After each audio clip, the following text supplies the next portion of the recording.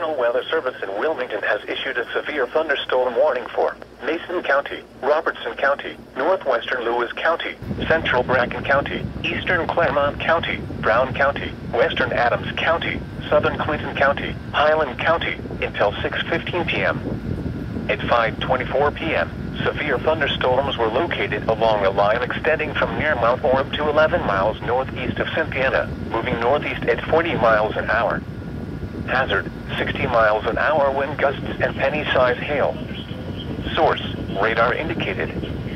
Impact, expects damage to trees and power lines. Locations impacted include Maysville, Hillsboro, Greenfield, Georgetown, Blanchester, Washington, Mount Orab, West Union, Williamsburg, Manchester, Peebles, Ripley, Aberdeen, Lynchburg, Leesburg, New Vienna, Augusta, Winchester, Marshall, and Sardinia.